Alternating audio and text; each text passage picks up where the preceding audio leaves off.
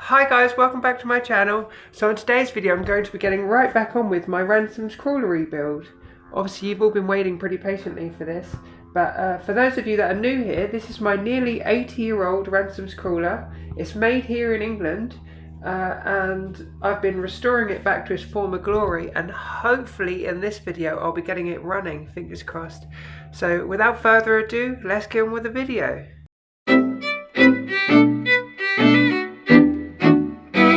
So getting straight back into it, this is the old cylinder, as some of you might remember from the last video. If you haven't watched the last video, make sure you do, because we got the engine in.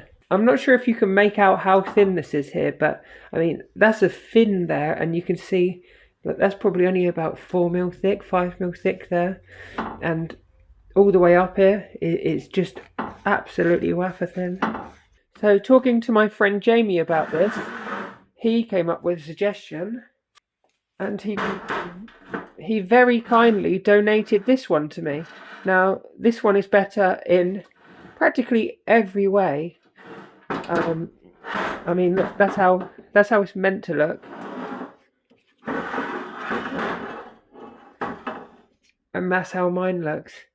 So yeah, this every way apart from dun dun dun. The bore on this one is damaged. The gudgeon pin on the piston has come out and scored the bore. So Jamie and I spoke about this in detail, and he has experience of doing this. I'm going to get this rebored, bored and then lined. The piston that went out of this one was the original piston. So I'm hoping if I can get it relined, I can put the original piston back in, and just some new piston rings on it then.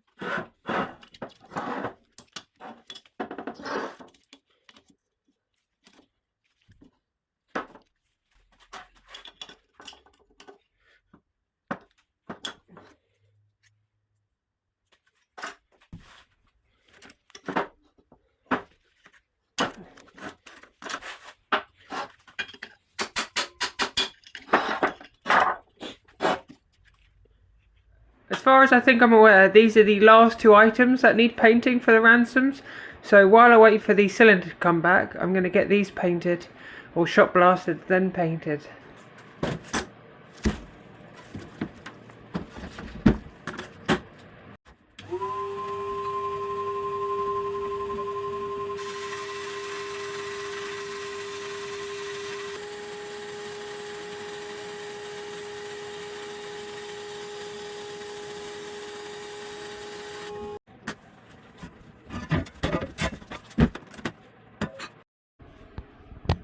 So I had a bit of a harebrained idea, but to clean the inside out of this, because it's quite corroded, I've put a load of sand in from my sandblaster, and I'm going to put this in my lathe and hopefully just spin it for an hour or two, and it might clean out the inside for me. So when I sandblasted and painted this, I just literally taped up the stopcock for it, but what I found is it's actually a BSP thread. So I didn't have a blank, but I had some spare fittings, so I just welded the end up quickly with the stick welder. I'll screw this in here, and then I'm going to fill it full of acid. This is citric acid, just in case you're wondering, and it's good at dissolving rust. The hotter the water, the better for citric acid.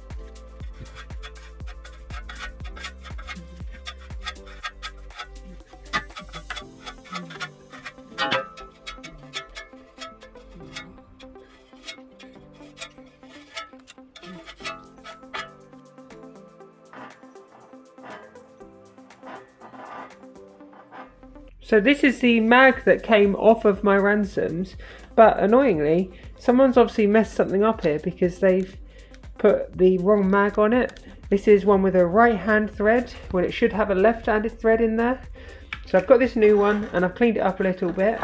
The only thing I need to do is take this base off of it and then we can fit it to the ransomes.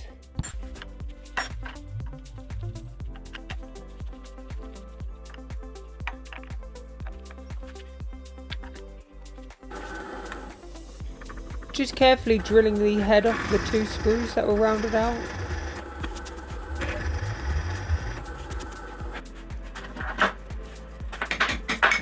Oh, would you look at that?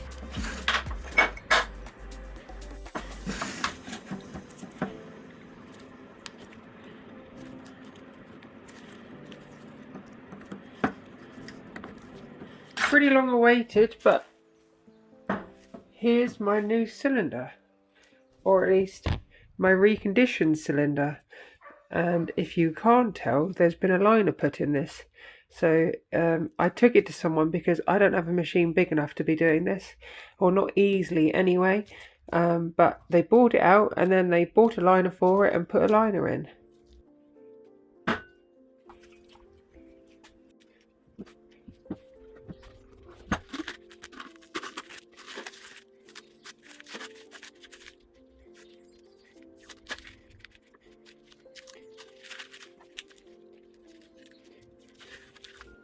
I got a roll of 0.4mm gasket paper from Agriline, which is the right size that I need.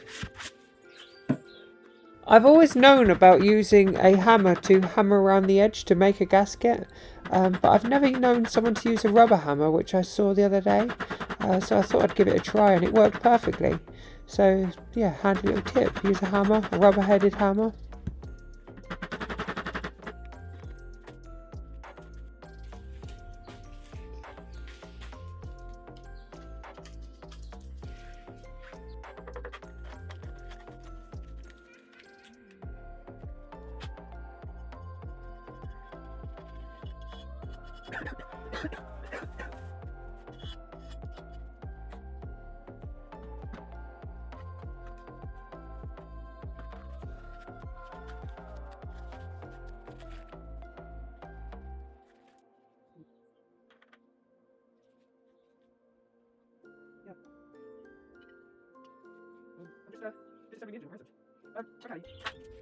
I just recently bought this valve spring compressor. This is for flathead style engines.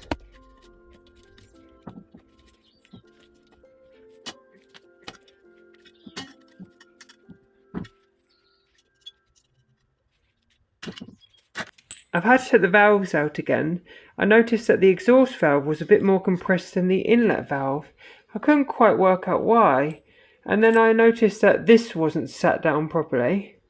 And it wasn't until I actually took this one out. And I mean, you could see it, but I just didn't notice. But it was missing. So luckily I've got my old cylinder.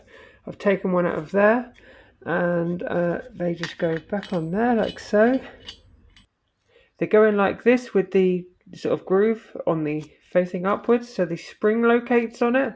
So I'll just put the springs back in again for a second time and then we'll be back. So I'm just getting ready to put the cylinder back on, but there's something that I didn't do and I'm quite surprised none of you noticed. And it's quite important as well. I didn't time the cams, and the cams are in here or behind here. I'm quite surprised that none of you spotted it actually, because normally you spot everything that I do wrong, but on this occasion no one did. So I'm going to take this off and I might even leave it off and put the cylinder on and then time it afterwards. But yeah, I'm going to take this off now carefully anyway.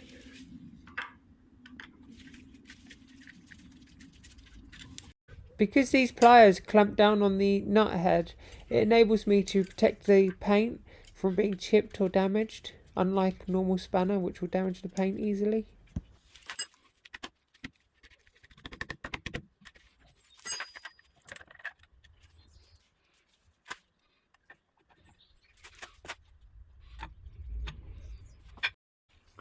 So I just removed the camshaft essentially from the casing, and I've worked out that there's a little dot there and a little dot there, so those two need to line up to each other.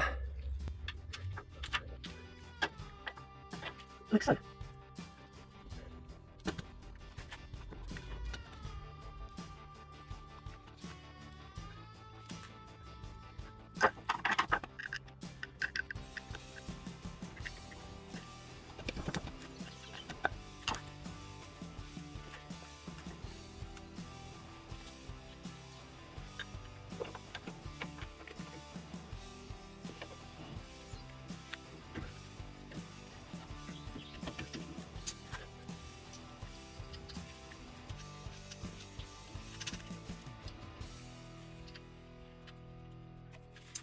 So I'm just setting the valve clearances. Now it needs to be in TDC, so I'm just going to... Now that that's done, let's do the valve clearances. I've got my great-grandfather's feeler gauge set here.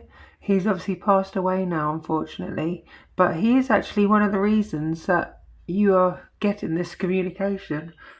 Interestingly, he created the film that goes over the glass fibre, and my nan still has the patents on the wall at her house.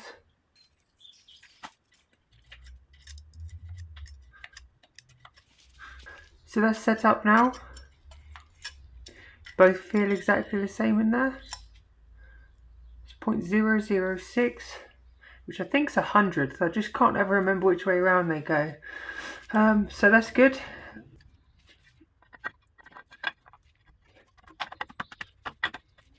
I'm a bit irritated with myself, but I didn't cover the holes that hold the mag in place, and I just thought I could tap them out, but I didn't realise they're a different thread to anything I have, and I can't even work out what thread they actually are. They're really fine.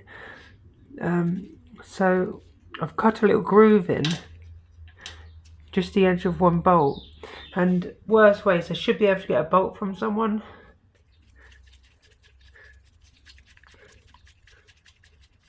Next thing to fit is the mag.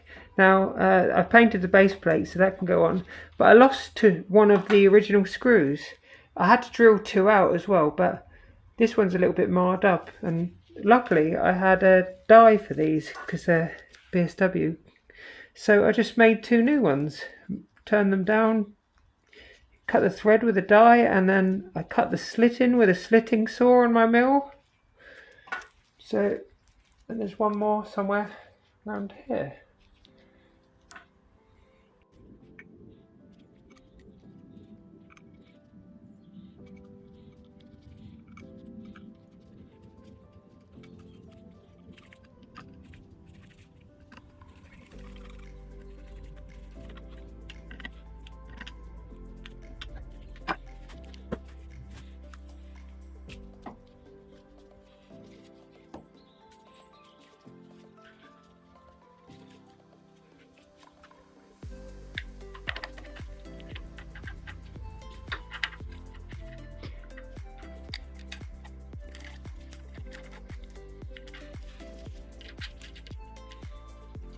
Stupidly, I've timed this at top dead center as opposed to the compression stroke, because this, you adjust this like so that as soon as the compression stroke hits, it will fire it and spark and make the spark. So I just need to loosen this back off, turn the engine 180 degrees, and then readjust it. So I'll do that, and then we'll get on with something else.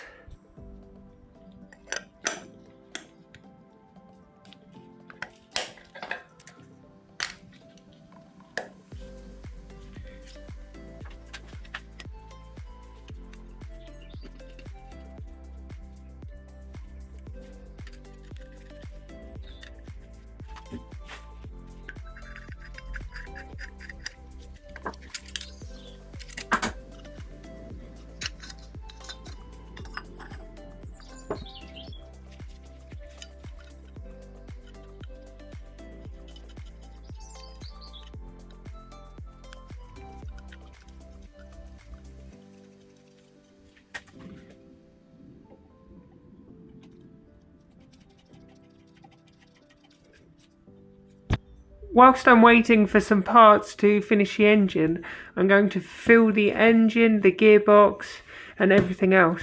So the engine and gearbox use this SAE 50, which is like a classic grade of oil. So Witham's mixed me up some. I'm going to go and get something so I can open it, because I'm not strong enough to open it. Knipex to the rescue.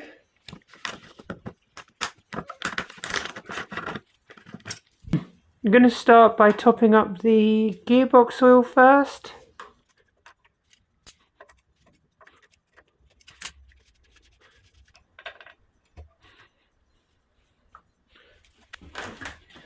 So this takes half a gallon, which is about 2¼ litres.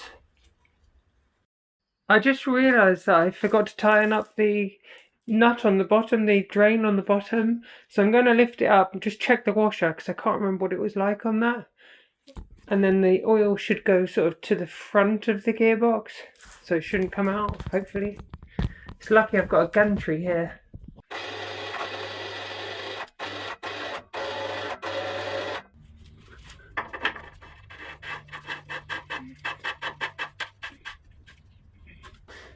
Now the gearbox is done, we'll fill the engine.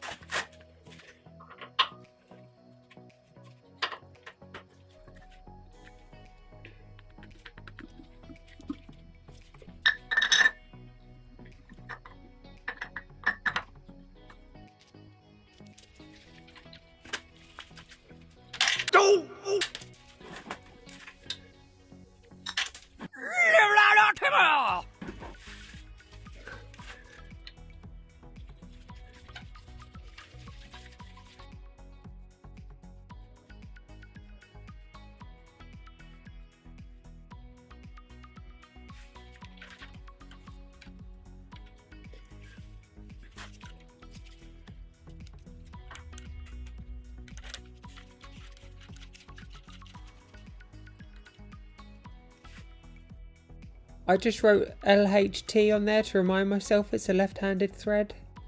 There's not much left to do now to finish this off. Obviously I need to put the head back on because there's no compression without a head on. I've got to finish putting the carb together and a couple of other bits, so we'll get on with that in a minute. One thing I'm quite amazed about is there's 14,500 people in this world that people are just amazed by.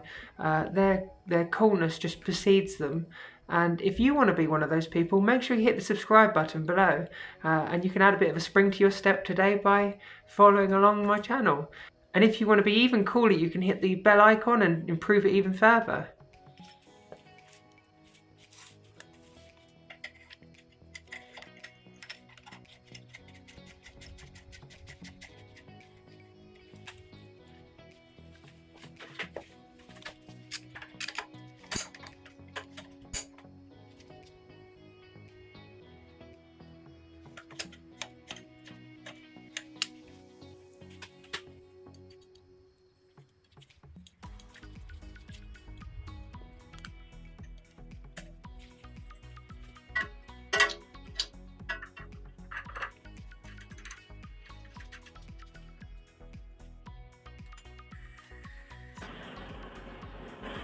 I'm just annealing the copper gasket here to soften it up a little bit. So this bag of nuts and bolts here, I needed I think 11 of these, and there's I think 13 in the bag, and there's a few washers as well in there. It cost me £40 for this.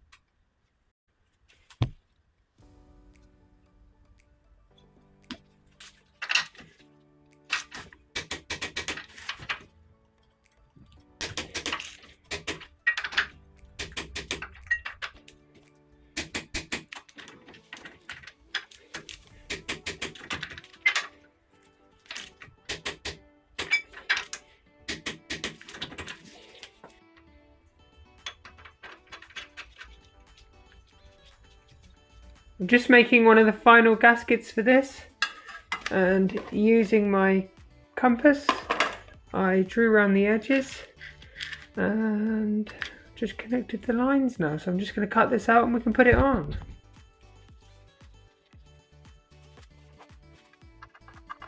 I made all the nuts here for the cover using a bit of 11mm hex bar stock.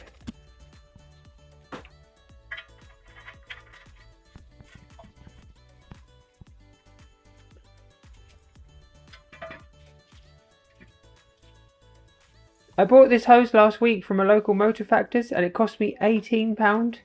I still can't quite believe that I actually bought it for that. But it is what it is, so I'm going to get it fitted now.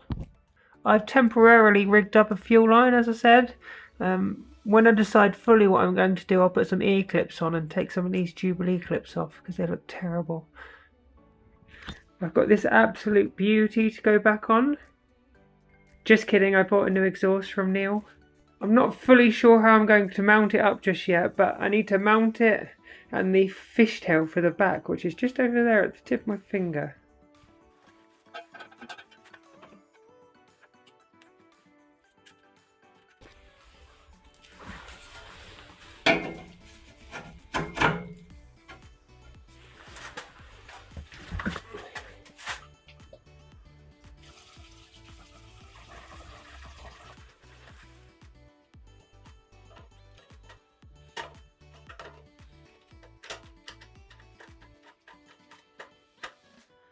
After a year of a lot of blood, sweat and tears, we're going to find out the answer to the question.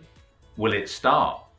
So as I'm sure a lot of you have seen, and if you haven't, make sure you go back and see, but we've done everything to this. It has been completely, fully restored. We've had the gearbox in a lot of or in complete disassembly, changed a load of bushes in that. The wheels have all been apart, fixed, the tracks have been apart, the engine has been fully reassembled, or stripped and reassembled. Literally everything has been done to this that needs doing. There's still a few bits to finish off, of course, but I'll do that after I know it starts. So without further ado, let's get on with it. It's literally ready to start now. I just hope I'm strong enough to turn this over. I've never actually started something with a turn handle thing, so fingers crossed.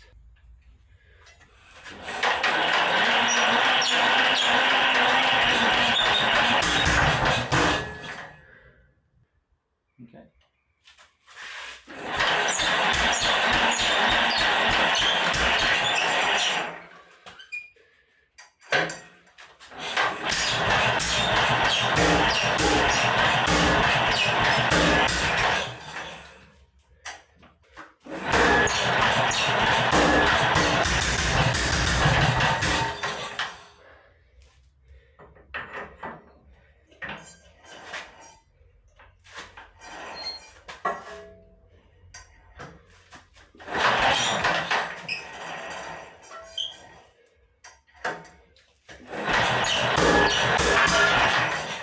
Let me end off your exhaust. So I've just fixed the fuel leaks because I think it was being part of the reason it wouldn't start. So let's try it again. Whilst fixing the oil leaks, I adjusted the timing on the magneto just a fraction.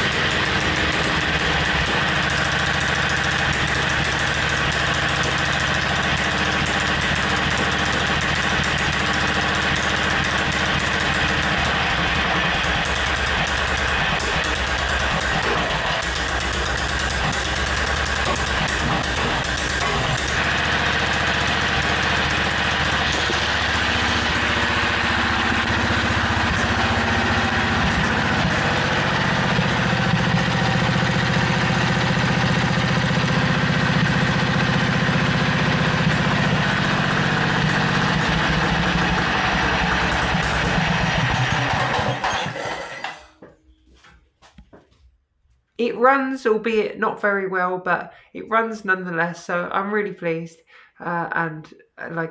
It's almost a year to the day actually that I started this project, because I started it last May, and the fact that I've got it here to this point right now, nearly finished, is quite remarkable actually. Especially considering the fact that there was quite a few months when I didn't actually touch this for a long period of time. As always though, if you liked the video, don't forget to like and subscribe, and we'll see you on the next one. Thanks for watching.